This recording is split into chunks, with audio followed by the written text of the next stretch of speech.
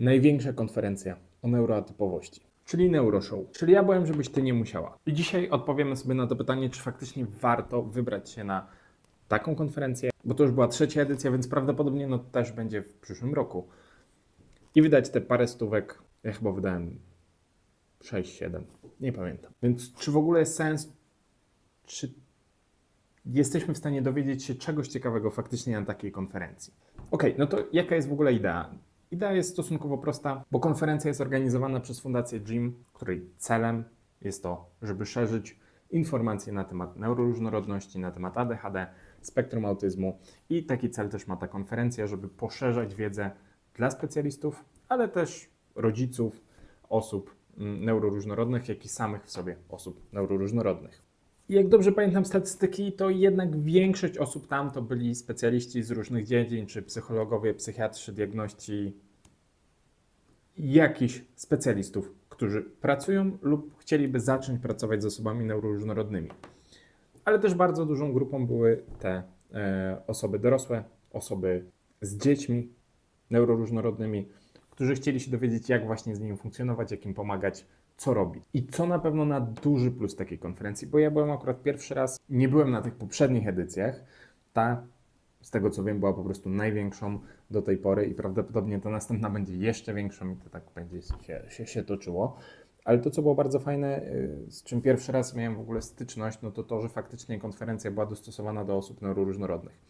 Co to oznacza? To, że sama w sobie sala, czy sale, w których były organizowane wykłady, były w pewien sposób dopasowane, jeśli chodzi chociażby o oświetlenie, bo to oświetlenie było stonowane, było delikatne, więc nie przeciążało. Drugim bardzo fajnym aspektem było to, że faktycznie gdzieś tam dbało się o to, żeby była w miarę cisza na sali, poza oczywiście osobą rozmawiającą na scenie. I to, że konferencja była głównie w języku angielskim, ale oczywiście jeśli ktoś miał potrzebę, no to też mógł sobie wcześniej zaznaczyć i mieć takiego tłumacza, znaczy urządzonko, z którego był dawany głos tłumacza, który sobie siedział w budce i wszystko na bieżąco tłumaczył. Co było fajne, ale jak dla mnie totalnie nieużyteczne, bo niestety nie byłem w stanie słuchać tłumacza w momencie, kiedy gdzieś tam cały czas w tle odbywała się konferencja i no, był ta normalna ścieżka dźwiękowa, bo było dla mnie po prostu za dużo głosów, więc i tak musiałem słuchać wszystkiego po angielsku, no bo trochę nie dało się inaczej akurat w moim przypadku, ale bardzo dużo osób z tego korzystało i prawdopodobnie to nie był aż tak duży problem. To, co mnie też bardzo mocno zaskoczyło, to samo podawanie posiłków, znaczy no, była opcja tych lunchików w trakcie konferencji. Po pierwsze tego, jak długie były przerwy, bo one też były gdzieś tam dłuższe w stosunku, jeśli chodzi o ten obiad, to były godzinne chyba z tego, co pamiętam, przerwy. To raz, a dwa, ilość miejsc w ogóle podawania tego jedzenia, gdzie można, nie podawania, w sumie brania tego jedzenia, gdzie można było sobie brać z tego szwedzkiego stołu, bo to było 5 albo 6 miejsc, które były stosunkowo oddalone od siebie i też jeśli chodzi o samo jedzenie, zawsze można było sobie tak naprawdę znaleźć miejsce, w którym się siedziało samemu, jeśli ktoś miał taką potrzebę, więc naprawdę było bardzo dużo przestrzeni, było bardzo komfortowo pod tym kątem. No dobra, ale to są techniczne rzeczy, nie każdego muszą interesować, ale czy faktycznie gdzieś tam, jeśli chodzi o tą wiedzę, rzeczy, które działy się na konferencji, czy dla nich warto się po prostu na niej pojawić, czy nawet kupić te bilety online, żeby sobie gdzieś tam odsłuchać te różne wykłady. I tutaj trochę jest odpowiedź tak i nie, bo na pewno bardzo duży segment był poświęcony właśnie dzieciom neuroróżnorodnym i tym, jak rodzice gdzieś tam mogą je wspierać, jak mogą z tym pracować. Akurat ten segment mnie nie interesował, więc nie mogę się na temat niego wypowiedzieć i prawdopodobnie, znaczy i tak to nagrywam teraz, ale i tak bym tego nie sprawdził, bo nie interesuje mnie to, więc tego bym nie obejrzał. Ale jeśli chodzi o pozostałe części, o pozostałe segmenty, raczej, jeśli nie jesteś w tej fazie szukania wiedzy wszędzie, gdzie nie masz hyperfokusu na to ADHD czy spektrum, że chcesz wiedzieć wszystko i dowiadywać się różnych rzeczy, to raczej nie jest to konferencja dla Ciebie. Dlatego, że no jednak większość tych wykładów, większość tych rzeczy jest celowana do specjalistów, do konkretnych problemów, do tego, jak diagnozować, jak radzić sobie w kontekście tych diagnoz, jak pracować, może nie jak pracować z klientem, ale jak chociażby te diagnozy akurat powinny przebiegać, czy jak dopasowywać miejsce pracy. I to drugie może być interesujące i ciekawe i fajne do wdrożenia, aczkolwiek w większości firm jednak nie jest to realne. Bo większość firm niestety ładnie tylko pisze o tym, że wspiera osoby w spektrum czy ADHD, ale realnie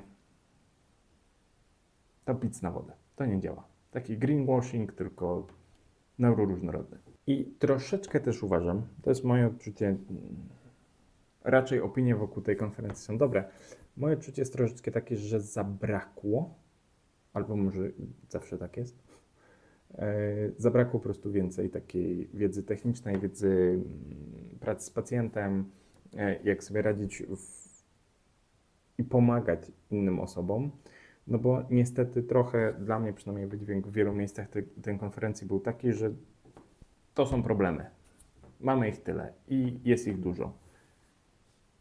I to tyle. I nawet jeden z wykładów właśnie w sumie pana, który robi badania na ten temat od 20-30 lat, trochę do tego się sprowadziły.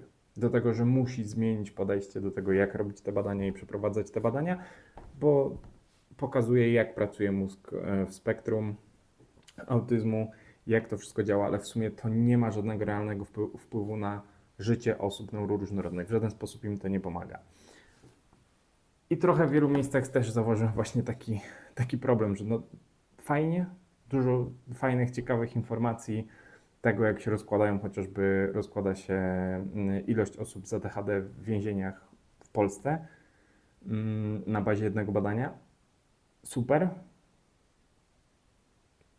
ale trochę co z tego? Znaczy, to niekoniecznie cokolwiek wprowadzało do życia. I trochę tego mi brakowało, więcej takich po prostu rzeczy, które faktycznie mogą pomóc w pracy z pacjentem, czy mogą pomóc po prostu ludziom na co dzień.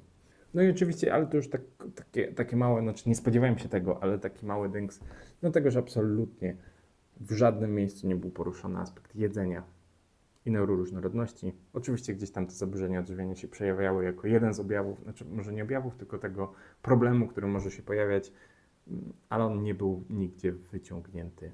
Jak działa, czemu tak wygląda i co można z tym robić, żeby gdzieś tam sobie to działało. Więc czy polecam i czy pojadę za rok? Jeśli nie mieszkasz w miejscu, gdzie ta konferencja jest, albo nie masz super blisko, to raczej skupiałbym się na tym, żeby kupić sobie ten dostęp online, zwłaszcza jeśli nie jest to dla Ciebie jakimś wielkim obciążeniem, nie wiem, 300-400, nie wiem ile gdzieś tam będzie to za rok kosztowało, ale powiedzmy, że w takich widełkach, jeśli to nie jest dla Ciebie duży koszt, spoko, prawdopodobnie dowiesz się czegoś ciekawego. Raczej nie spodziewałbym się, że to zmieni w jakikolwiek sposób życie, podejście w pracy. No po prostu jest fajny element, fajnie, że gdzieś tam to się rozbudowuje, też rośnie to w popularność i no jest też segmentem, który będzie pozwalał szerzyć bardziej tą neuroróżnorodność na różnych platformach, w różnych miejscach, u różnych osób, więc super, że jest. Zobaczymy na pewno, jak będzie w przyszłym roku. Ja prawdopodobnie, czy się wybiorę, czy kupię online, tego nie wiem, ale w jaki sposób będę chciał w tym uczestniczyć dalej. Ty koniecznie daj w komentarzu znać, czy w ogóle słyszałeś o tej konferencji i czy znasz jakieś inne konferencje, które są kierunkowane do osób z ADHD czy spektrum autyzmu.